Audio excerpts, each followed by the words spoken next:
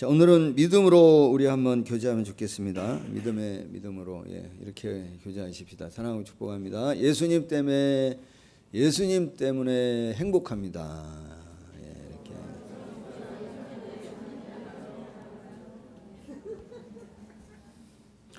이렇게. 너무 행복해서 막 웃음이 터져 나옵니다. 자, 여러분, 예레미야는 52장이라 그랬습니다. 52장이고 예레미야의 별명이 하나 있는데 뭐냐면 눈물의 선지자입니다. 그래서 예레미야 52장을 읽어보면 예레미야 선지자의 눈물, 또 탄식, 아픔 이런 것들이 많이 나옵니다. 예레미야 선지자의 어떤 눈물이나 아픔은 뭐라고 얘기할 수 있냐면 하나님께서 당신께서 친히 직접 만드시고 선택하신 이스라엘 백성들을 바라볼 때 갖는 하나님의 그 아픈 마음을 누구의 눈물로 표현되어지냐면 선지자의 눈물로 표현되어지고 선지자의 탄식으로 표현되어지는 겁니다. 1차적으로 이 예레미야 말씀을 읽어보면 그래서 뭐에 대한 이야기를 하고 있냐면 어긋나고 바른 길로 가지 못하는 이스라엘 백성들을 향한 하나님의 심판을 얘기합니다. 그런데 여러분과 지금 말씀을 나누면서 강조하는 건 뭐냐면 하나님의 궁극적인 목적은 어디에 있다는 거냐면 심판에 있지 않습니다. 하나님이 심판을 얘기하는 이유는 하나님 우리를 뭐 하고 싶으신 거냐면 하나님의 목적은 어디에 있죠? 우리를 죽이는 데 있지 않습니다. 우리를 죽이고 뭐 하시는 거죠? 잘 살리시는 데 뭐가 있냐면 목적이 있습니다. 하나님의 목적은 심판에 있는 것이 아니라 심판을 얘기하시지만 하나님의 목적은 어디에 있냐면 구원에 있습니다. 그래서 심판을 얘기하는 이유는 딱 한 가지입니다. 뭐냐면 내게로 뭐 하라는 거예요? 오라는 거예요. 내게로 돌아오라는 겁니다. 왜 내게로 오라고 얘기하냐면 아직 너희를 향한 내 사랑이 뭐 하지 않았다는 거냐면 끝나지 않았다. 난 여전히 아직도 너희를 사랑하고 있고 나는 너희를 포기하지 않았고 너희를 향한 내 은혜는 영원히 계속되어질 것이기 때문에 너희 곧 뭐 하라는 거냐면 내게로 돌아오라. 이걸 계속하여 말씀하십니다. 하나님 우리에게도 마찬가지입니다. 내게로 오라라고 말씀하시는 것은 우리가 뭐가 필요한 사람인 것을 얘기하냐면 뭐가 필요한 사람인 걸 말씀하는 거죠? 은혜가 필요한 사람인 것을 하나님 말씀하시는 거예요. 여전히 너희에게는 은혜가 필요하고 너희가 해야 될 거 은혜를 구해야 되고 나는 너에게 은혜를 주고 싶고 나는 너희에게 은혜를 베풀 준비가 되어져 있기 때문에 내게로 뭐 하라 그러냐면 오라고 말씀하시는 거예요. 지난번 한번 제가 예레미야 9장 말씀을 통해서 여러분과 함께 나눴습니다. 그래서 하나님 우리에게 오라고 얘기한다면 어디로부터 오라고 얘기하는 거냐 말이에요. 어디로부터 돌아서서 오게 하느냐라고 얘기했을 때에 지난번에 한번 말씀을 드렸을 때 어떻게 말씀드렸냐면 잘못된 신앙에서부터 말하는 거예요. 돌아서서 오라는 거예요. 어긋나고 잘못되어진 길이고 완전히 방향이 잘못되어졌다고 한다면 거기서부터 완전히 돌아서서 바른 신앙으로 참 신앙으로 와라 말씀하시는 거예요. 그러면 여러분 먼저 정의해야 될 게 뭐겠습니까? 잘못된 신앙이 뭐냐 말이에요. 여러분 요새 이 짝퉁 유사 신앙 이게 불량 신앙, 불량 믿음 너무 많아요. 또 더 기가 막힌 거는 그 불량 믿음이고 불량 신앙인데 그게 진짜인 줄 알고 막 쫓아가는 너무나 많은 무리들이 있는 거예요. 뭐가 잘못된 신앙이고 뭐가 잘못된 믿음입니까? 자, 오늘 이렇게 얘기합니다. 다시 한번 17장 한번 보겠습니다. 예레미야 17장 5절 한번 보시겠습니다. 위에 말씀 뭐라 그러죠?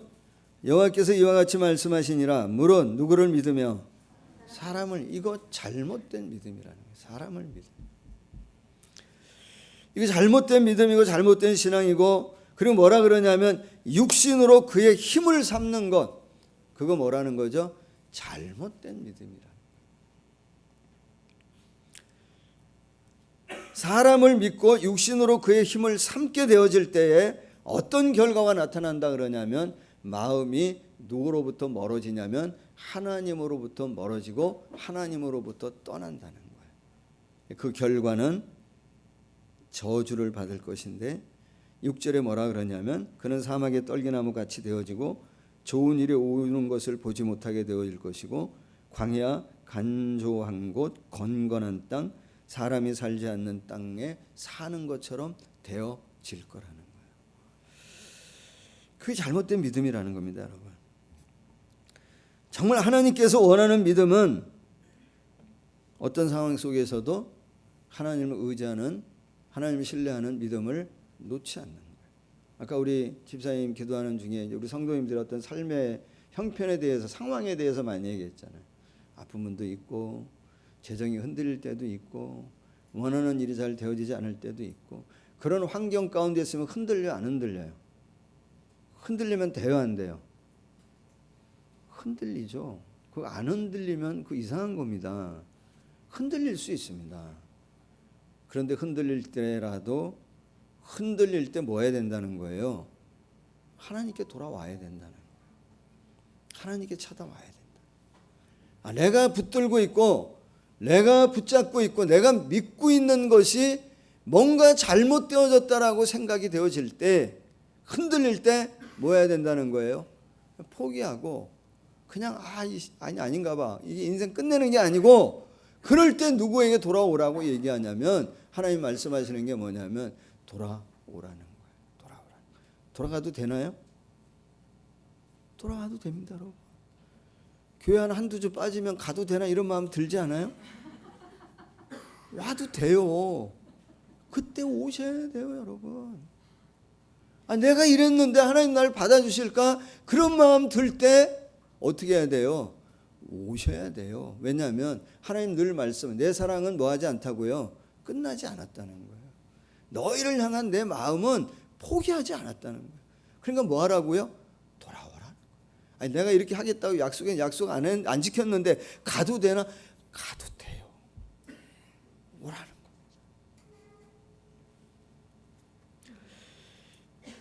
상황 가운데 우리가 흔들릴 때가 있습니다. 그때 점검해 보셔야 되는 거예요. 내가 의지하고 내가 신뢰하고 내가 믿는 게 하나님 맞는가? 내가 붙들고 있는 게 하나님 맞는가? 아니면 내가 붙들고 있지 않더라도 하나님 나를 뭐 해달라고요? 붙들어 주시도록 우리가 뭐 해야 되냐면 간청하고 간구하는 믿음을 가져야 된다. 육신의 힘을 의지했던 믿음을 뭐 해야 되냐면 거기서부터 돌아서야 된다. 그래서 여러분 예레미야 9장 그때 말씀에 뭐였죠? 지혜로운 자는 지혜를 자랑하지 말고 또 뭐죠? 용맹한 자는 그 용맹함을 자랑하지 말고 부자는 그 부함을 자랑하지 말라. 그 어떤 부나 용맹함이나 지혜를 뭐 하지 말라는 거냐면 의지하지 말라는 거예요. 뭐를 자랑하라? 하나님을 아는 것을 자랑하라. 그래서 뭐라고 얘기하냐면 여호와는 사랑과 정의와 공의를 이 땅에 행하는 자인 줄을 깨닫는 것, 그거 내가 원하고 기뻐한다라고 말씀하십니다. 어떤 말씀이냐면 지혜 필요 없고 우리 무식하라는 얘기 아닙니다, 여러분. 지혜 필요합니다. 힘 필요합니다. 돈 엄청 필요합니다, 여러분. 이거 다 필요합니다. 그런데 하나님 하시는 말씀이 뭐냐면 이런 지혜나 인간적인 어떤 용맹함이나 이런 모든 것들은 도구란 말이에요. 하나님이 우리에게 주신 도구예요. 그것이 있다면 그 도구로 하나님의 공의와 하나님의 평화와 하나님의 정의를 이 땅에 드러내는 데에 도구로 뭐 하라는 거냐면 사용하라는 거예요. 그런데 그거를 도구인데 그 힘을 의지하면 그 힘은 이 땅의 평화와 정의를 깨는 악한 것이 되어진다. 우리의 어떤 지혜로움이 하나님이 주시는 선물인 줄 알아서 그것으로 이 땅의 어떤 정의로움을 하나님의 사랑을 드러내는 일에 도구로 쓰면 좋은데 이걸 믿음의 대상으로 생각하면 인간의 어떤 지혜라고 하는 것은 사람을 분열하고 갈등하기 힘들게 하는 그런 것으로 사용되어질 수 있다는 거예요. 하나님을 알면 내 지혜와 내 힘과 내 부를 바르게 사용할 수 있다. 알아야 돼요. 알면 뭐 할 수 있죠? 하나님 신뢰할 수 있어요. 사람은 어때요? 사람은 알면 무섭지 않아요? 사람 알면 그랬었어? 하고 더 멀어질 수 있어요. 하나님 알면 알수록 하나님을 가까이 할 수 있어요. 이게 잘못된 믿음. 정말 세상에 그 어떠한 것을 의지하던 그런 어떤 믿음들로부터 돌아서서 참된 믿음, 바른 믿음을 가질 것을 말씀하시는 거예요. 그게 돌아오라는 거예요. 그럼 어떻게 한다 얘기하십니까? 한번 보시죠. 7절 한번 보겠습니다. 17장 7절. 뭐라고 말씀하십니까? 그러나 무릇 여호와를 뭐하면 의지하. 이게 참 믿음입니다. 여호와를 의지하며 이게 참 믿음이고요. 여호와를 의뢰하는 이게 참 믿음입니다. 그럼 그 사람은 복을 받는데 8절에 이렇게 비유하셨습니다. 8절 같이 한번 읽어볼까요? 그는 물가에 심어진 나무가 그 뿌리를 강변에 뻗치고 더위가 올지라도 두려워하지 아니하며 그 잎이 청청하며 가무는 해에도 걱정이 없고 결실이 그치지 아니함 같으리라. 이렇게 되시기를 될 줄 믿습니다. 아멘. 안 하는 분들은 이미 그렇게 돼서 지금 그러신 걸로 알겠습니다. 하나님을 믿는, 하나님을 의지하는, 하나님의 말씀을 진리로 받아들이고 그 말씀을 마음에 새기며 살아가는 자에게는 하나님께서 이런 복됨을 주실 줄로 믿습니다. 그래서 뭐라 그러냐면 그 하나님을 향해 뭐 하라는 거예요? 돌아오라는 겁니다. 돌아오라는 거예요. 이게 지난번 나눴던 말씀이에요. 여러분 새로운 것처럼 들으셔서 너무 감사해요. 오늘 하나 이제 더 나누고 싶은 거예요. 하나님 어디로부터 돌아오라고 얘기하냐면 어디로부터 돌아오라고 얘기할까요? 오늘 읽었던 말씀을 보면 어디로부터 돌아와야 돼요? 부패된 마음, 잘못된 마음으로부터 돌아오라는 거예요. 그럼 마음이 잘못되어지면요 다 잘못되어질 수 있어요. 내 의도와 관계없이 마음이 잘못되어지면 난 그런 의도로 얘기하지 않았는데 그 말 때문에 상처받고 힘들어하는 경우가 있다 없다? 있어요. 왜 그럴까요? 내 마음이 부패됐기 때문에 그래요. 난 그런 뜻으로 안 했는데 근데 그런 일이 일어나. 왜죠? 내 마음이 부패됐기 때문에 그래요. 뭐라고 얘기하냐면 다시 한번 보시죠. 9절. 동의하시나 모르겠는데 만물보다 거짓되고 뭐라고 표현해? 심히 부패한 것. 심히.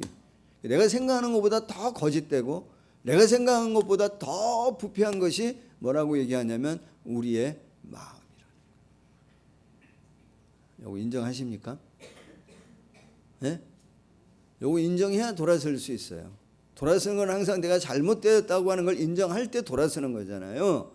내 마음이 그렇게 부패되어졌다고 하는 것을 여러분 인정해야 돼요.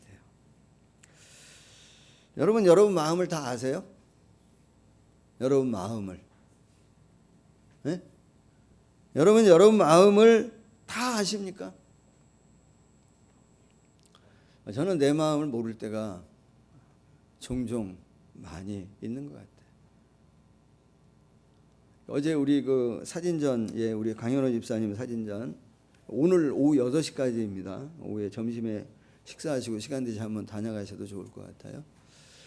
다녀오면서 제가 이제 뭐 이렇게 말씀 준비하다가 노래가 하나 생각이 나는 그 노래 그 다음에 가사가 생각이 안 나는 거예요. 제가 뭐냐고 여쭤봐가지고 이제 찾았는데 여러분 그런 노래 있죠? 내 마음 나도 모르게. 그 다음에 뭐예요? 요게 가곡이에요? 유행가예요? 내 마음 나도 몰라요? 모르세요? 우리 일부 예배 때는 아시던데 그게 한상일이라고 하는 분이 한상일 맞죠? 가수가 불렀던 애모의 노래라고 하는 노래. 내 마음 나도 모르게. 내가 알려줘서 가사를 이제 찾아봤는데 내 마음 나도 모르게 꿈 같은 구름 타고 뭐 이렇게 나가는 찬양이란다. 그런 노래. 그런 거 있었어요.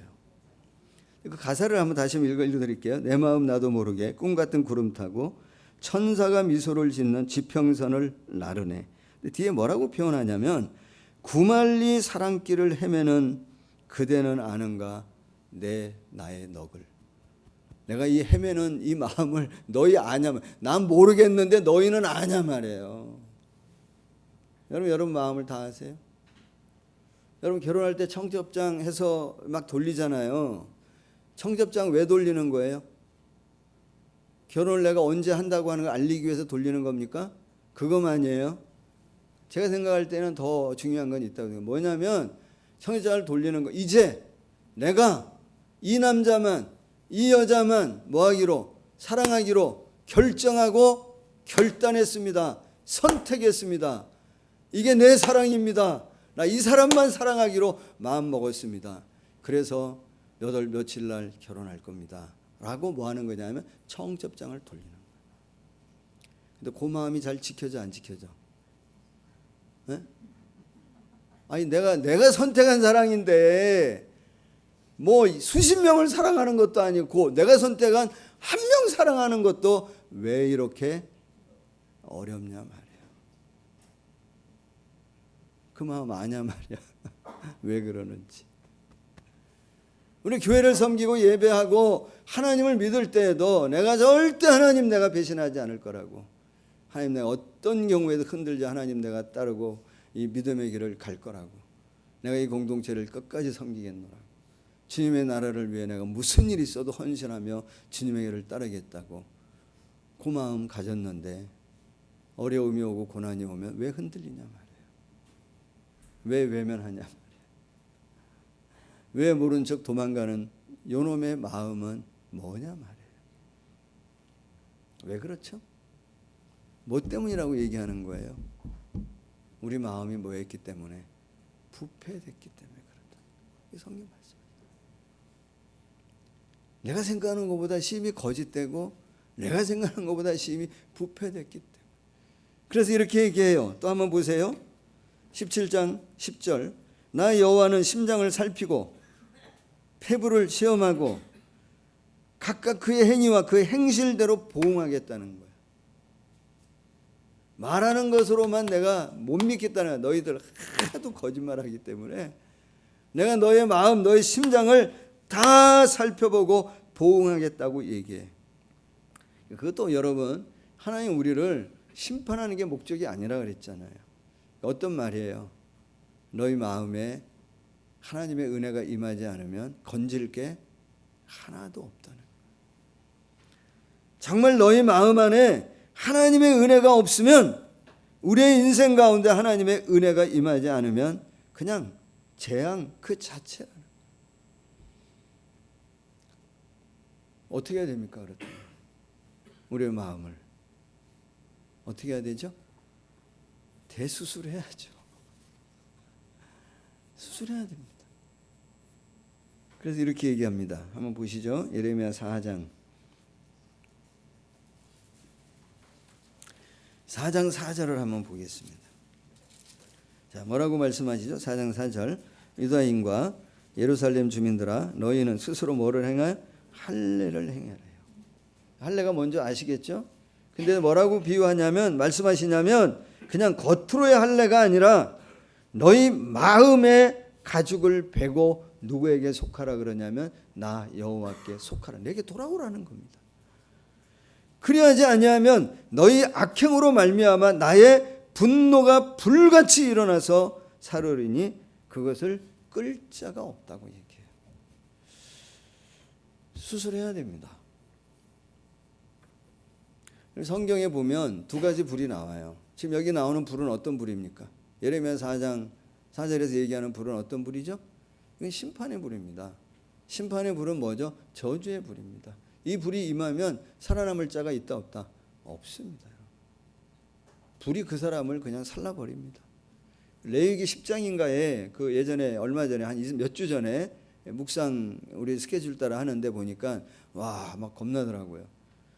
그 아론의 그 아들 제사장 둘, 아비후와 나답이든가 그 두 제사장이 하나님 앞에 제사를 하는데 그 불을, 제단의 불을 안 하고 하나님 명령하신 불이 아닌 다른 불로 할 때에 하나님 앞에서 불이 나와서 그 두 아들을 뭐라 그랬냐면 그냥 삼켜버렸다, 이런 말씀도 나오더라고요. 여러분, 심판의 불이 임하면 살아남을 자가 있다 없다? 없습니다. 또 하나의 불이 있습니다. 어떤 불이 있죠? 사도행전 1장 9장 9절에 나오는 성령의 불. 성령의 불도 살라버립니다. 성령의 불이 임하면 확 태워버리는데, 그때는 우리를 다 태우는 게 아니라 우리 안에 있는 뭐를 태우냐면 더럽고 부패한 것들을 태운단 말이에요. 성령의 불이 임하면 더럽고 추악한 우리의 속에 있는 것들을 다 태워서, 그래서 성령의 불은 뭐냐면 죽이는 불이 아니라 뭐죠? 살리는 불입니다. 내 영혼을 살리고 내 마음을 새롭게 합니다. 그래 하나님 하시는 말씀이 뭐냐면 내게로 오라는 거예요. 너희는 너희 스스로 너희 마음을 고칠 수 있다 없다? 없다는 거예요. 그럴 가능성이 없다는 거예요. 그럴 힘이 없다는 거예요. 너의 힘으로 무엇을 새롭게 할 수 있느냐? 없다는 거예요. 너의 마음을 바꿀 수 없다는 거예요. 나도 내 마음을 모르는데 내 마음을 어떻게 바꿔요? 나도 내 마음을 못 바꾸는데 다른 사람의 마음을 어떻게 바꿔요? 하나님 앞에 뭐 할 수밖에 없는 거예요. 간구하고 구할 수밖에 없어요. 내가 뭘 하려고 하는 게 얼마나 어리석은 건데. 여러분, 이번에 지금 얼마나 감사하다고 표현하면 안 되지. 태풍이 그냥 일본으로 갔잖아요. 근데 왜 감사하지? 여러분, 그 태풍 바람을 막을 수 있나요? 붙잡을 수 있습니까? 붙잡지 못합니다. 그래서 여러분, 성경에 전도서 말씀에 뭐라고 얘기하냐면 너희 스스로 뭐를 해보려고 하는 모든 인간적인 노력은 헛되다고 얘기해요. 그러면서 뭐라고 비유하냐면 헛된데 마치 뭐를 잡으려고 하는 거와 같다고 표현하냐면 바람을 잡으려고 하는 거와 같다는 거예요. 아무것도 잡히지 않는다는 거예요. 그리고 전도서에 하는 얘기가 뭐예요? 너희가 아무리 애써봐라. 지금 새로운 것 같지만 이전에 있던 것이고 지금 거 다 있고 다 돌고 내가 이렇게 보니까 다 뭐냐면 헛되고 헛돼서 그냥 바람을 잡으려고 하는 것과 같더라는 거예요. 오직 하나만 남는다는 거예요. 뭐죠? 하나님을 경외하는 자만이 남는다. 오늘 여기 말씀도 마찬가지죠. 몇 절입니까? 17장 다시 한번 보시면 11절에 뭐라고 표현합니까? 불의로 치부하는 자는 자고새가 낫지 않냐 알을 품은 같아서 그의 중년에 그것이 떠나고 마침내 어리석은 자가 된다. 남는 게 있다 없다? 없다는 거예요. 다 헛되다는 거예요. 뭐 하려 하면 내가 무엇을 바꾸고 내가 무엇을 하려고 하는 내 수고함은 그렇게 되어진다. 얼마나 이게 무모한 것인지 예레미야에서는 이렇게도 또 얘기합니다. 5장을 한번 보시겠습니다.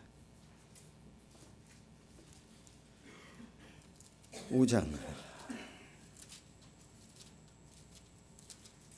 1절에 한번 보시면 하나 이렇게 얘기합니다. 예레미야를 향해 얘기합니다. 너 빨리 예루살렘 거리로 빨리 다니고 넓은 거리 열심히 다니며 찾아봐라. 그래서 너희가 만일 정의를 행하고 진리를 구하는 자 한 사람이라도 찾으면 내가 이 예루살렘 멸망하는 거 수도하겠다. 멸망시키지 않겠다고 얘기합니다. 예레미야가 해봤겠죠. 뭐라고 얘기합니까? 3절 말씀해 보시면 여호와여 주의 눈이 진리를 찾지 아니하시나이까. 주께서 그들을 뭐라고 표현하냐? 치셨을지라도 그들이 뭐한 줄 모른다. 아픈 줄을 묻는데 맞아도 아프다고 얘기 안 해. 버티는 거야. 나 괜찮아. 뭐라고 얘기하죠? 그들이 그들을 멸하셨을지라도 뭐라고 생각해? 징계받는 건 아니라고 생각한다는 거야. 왜? 뭐 때문에 그렇게 생각하죠? 그들의 얼굴을 뭐보다 굳게 했다 그러냐면 바위보다 굳어졌대. 모르는 거예요. 징계를 받아도 모르는 거예요. 무슨 얘기입니까? 스스로 고칠 수 있는 가능성이 있다 없다? 없다는 거예요. 그래 누구에게 돌아오라는 거냐면 하나님에게로 돌아오라. 왜 우리 그런 말 하잖아요. 뭐 하다가 뭐 생각이 짧거나 뭐 하면 뭐라 그러죠? 뭔 대가리라 그러죠? 갑자기 전문 용어가 생각이 나는데 새대가리라 그러지 않나요? 근데 여러분 여기 말씀해 보면 예레미야 8장 말씀해 보면은 하나님 뭐라고 얘기하면 이스라엘 백성들을 뭐만도 못하다고 얘기하냐면 새대가리만도 못하다 그래. 새들도 때를 알면 다 날고 자기 집으로 갈 때가 알고 돌아갈 때를 아는데 누구는 알지 못한다고 얘기하냐면 내 백성 이스라엘은 알지 못한다. 누구만도 못하다고 얘기하냐면 새만도 못하대. 그 얘기는 어떤 얘기겠어요? 우리에게는 우리의 마음을 고치거나 바꿀 수 있는 힘이 능력이 있다 없다? 없다는 거예요. 그래서 어떻게 하라는 거예요? 내게로 오라는 거예요. 나에게로 돌아오라는 겁니다. 사랑하는 여러분, 한 군데만 더 보겠습니다. 예레미야 22장 21절 한번 보세요. 뭐라고 얘기하냐면 22장 21절 같이 한번 읽어볼까요? 내가 평안할 때에 내가 내게 말하였으나 내 말이 나는 듣지 아니하리라 하였나니 내가 어려서부터 내 목소리를 청종하지 아니함이 뭐가 됐냐면 내 습관이 돼요. 이런 얘기를 계속하는 이유는 뭘까요? 네?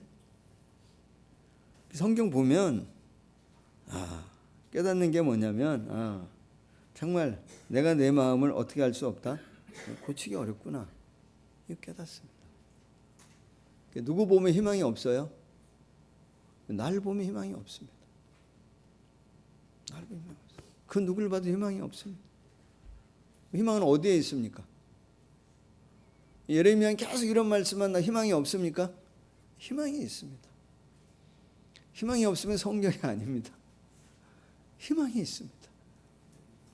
뭐라고 얘기하시냐? 한번 또 보겠습니다.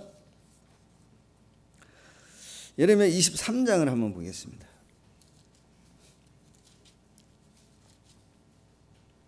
5절 여호와의 말씀이니라 보라 때가 이르리니 내가 뭐라고요? 다윗에게 한 의로운 가지를 일으킬 것이라 그가 왕이 되어 지혜롭게 다스리고 세상에서 정의와 공의를 행할 것이며 그의 날에 유다는 구원을 받겠고 이스라엘은 평안히 살 것이며 그의 이름은 여호와 우리의 공이라 일컬음을 받으리라. 누구예요? 뭘 얘기하는 거예요? 메시아 예수 그리스도를 얘기하는 거예요. 그분 지금 어디 계십니까?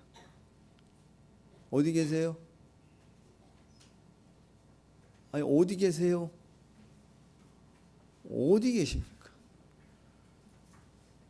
내 안에 우리 안에 거하시는 줄로 믿으시기를 축복합니다. 그분이 나를 지배하고 다스릴 때 우리가 뭐하냐 구원을 얻고 그분이 내 감정이나 내 모든 것을 다스리고 지배하고 통치하실 때 우리가 뭐하냐면 평안을 얻게 되어진다는 거예요. 유다가 구원을 얻었듯이 우리가 구원을 얻게 되어지고 오늘 우리의 소망은 어디에 있냐면 예수 그리스도 그분밖에 없는 내 안에 계신 그분이 오셔야 돼요. 그분이 내 안에 사셔야 돼요. 그분이 나를 붙들어 주셔야 돼요. 우리 그분에게 붙들어 달라고 늘 뭐 해야 되냐면 간청해야 돼요. 간구해야 돼요. 하나님 나 심히 부패한 사람. 내가 나 스스로를 뭐 어떻게 할 수 없다. 사실 여러분 정말 위대한 결단은 뭐냐면 내가 중심되어진 인생에서 하나님의 중심이 되어진 인생으로 뭐 하냐면 결단하여 나가는 겁니다. 결단하는 동물은 뭐로 살죠? 본능으로 사는 겁니다. 우리도 그렇게 살 수 있나요? 살 수 있습니다. 동물처럼 사는 거예요. 본능 따라 살면 우리는 뭐 하며 사는 거예요? 결단하고 결정하고 선택하며 사는 게 인간입니다. 그런데 우리의 결단조차도 뭐 하지 못할 때가 많이 있죠? 이 결단도 못 믿을 때가 많잖아요.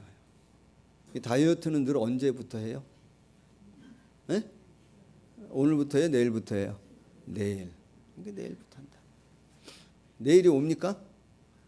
안 오죠. 또 내일 가면 뭐라고 얘기하죠? 또 내일. 또 내일. 내일. 이 우리 결단도 뭡니다. 근데 여러분, 그래서 믿음하고 신심하고는 여러분 비슷한 것 같지만 엄청 달라요. 신심은 뭐예요? 내가 수고하여 신을 감동시켜서 뭔가를 뺏는 겁니다. 취하는 겁니다. 내 노력이나 내 수고로 신을 감동시키는 거예요. 믿음은 그게 아니에요.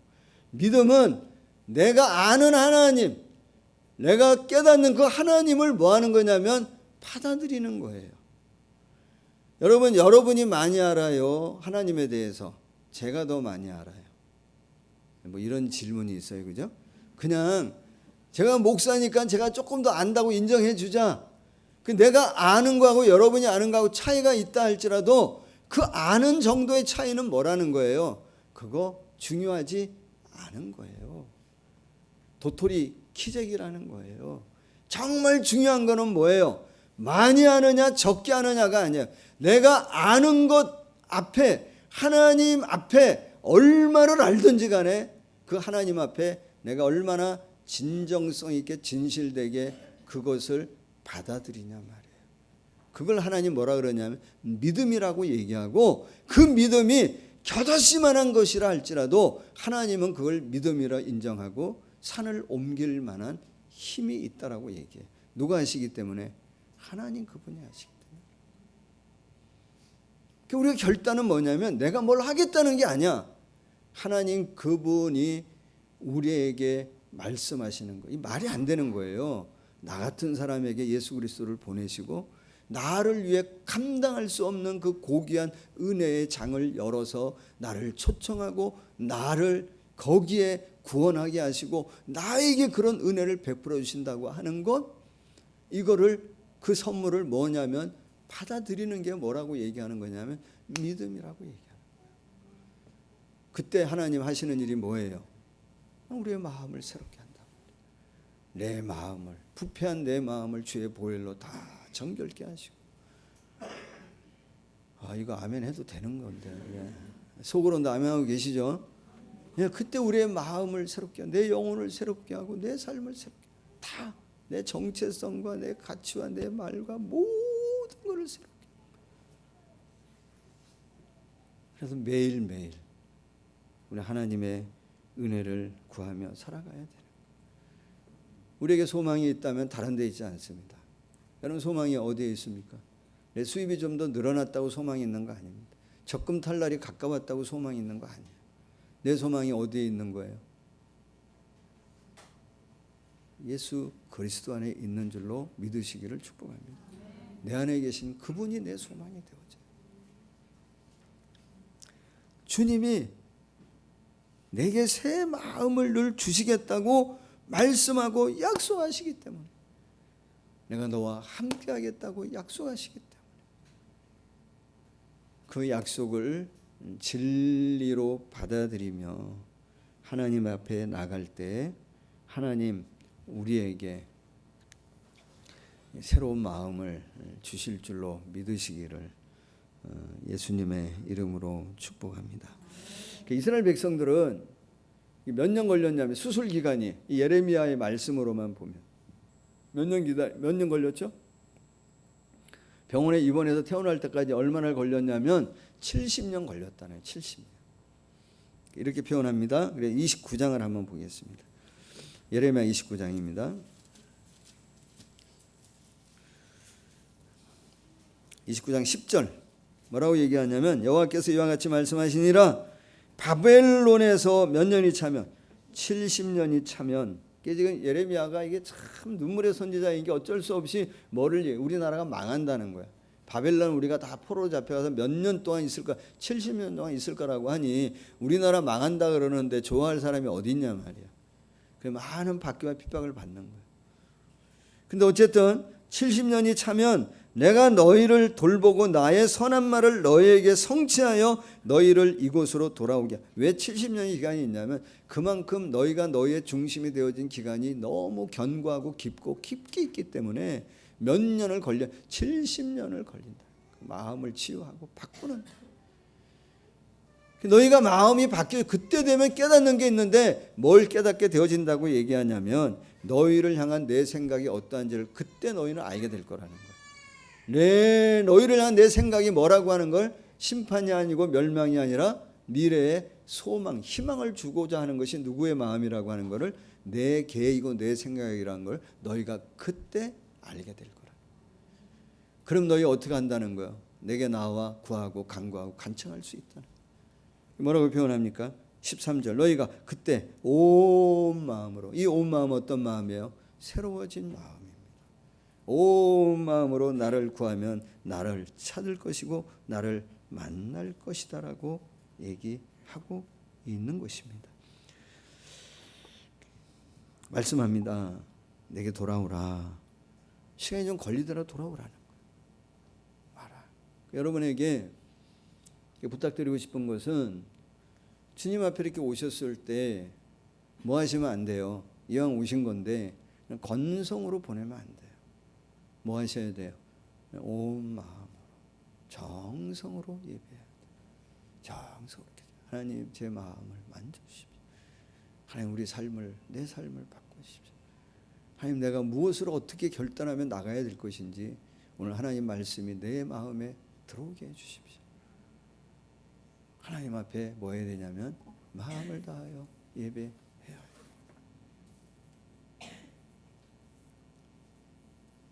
사랑하는 여러분, 사람이 많이 모인다고 해서 그곳이 성전인 것은 아니에요. 헌금한다고 그곳이 예배인 것은 아니에요. 어디가 예배고 어디가 성전이에요? 참 믿음을 갖고 있는 그곳이 성전이고 그게 예배예요. 하나님 앞에 내 부족한 것, 내 연약함을 고백하며 하나님 내 마음을 새롭게 해주실 것을 기대하고 하나님 그분을 알고 찾고 믿음으로 반응할 수 있는 그곳이 뭐냐면 성전이고 그것이 참된 예배이고 그것이 참된 믿음이에요. 네, 그렇게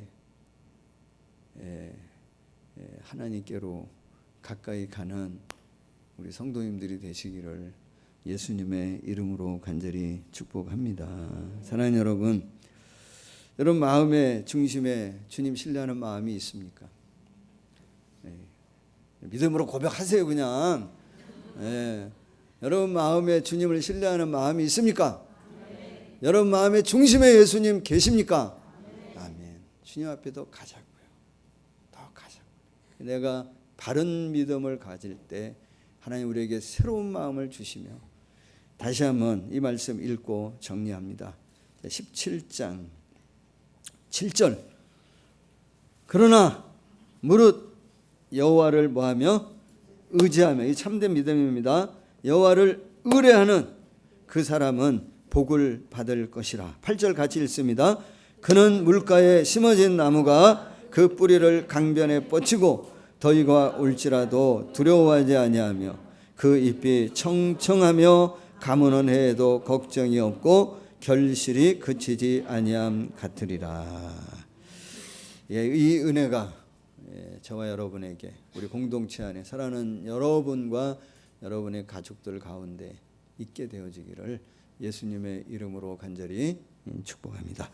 사랑하신 하나님 감사합니다. 우리의 마음의 중심에 다시 한번 주님 모시기를 소망합니다. 주님 생각하지 않고 내 마음대로 내 멋대로 내 생각대로 지나왔던 또 그렇게 믿었던 우리의 신앙이 있다면 하나님 말씀이 진리가 되게 하옵시고 말씀이 내 신앙의 중심축이 되게 하옵시고 예수님 그분이 내 삶의 중심 되게 하셔서 오늘도 하나님 행하시고 일하시는 우리에게 은혜로 역사하시고 은혜로 함께 하시는 하나님의 놀라운 축복을 누리는 우리 모두가 되어지도록 역사하여 주시옵소서. 하나님 여호와를 향해 내 구원자 되신 예수 그리스도를 향해 더 가까이 그분과 더 친밀한 관계 가운데 나아가는 우리 모든 교우들 되어지도록 함께하여 주시옵소서. 예수님의 이름으로 기도하옵나이다. 아멘.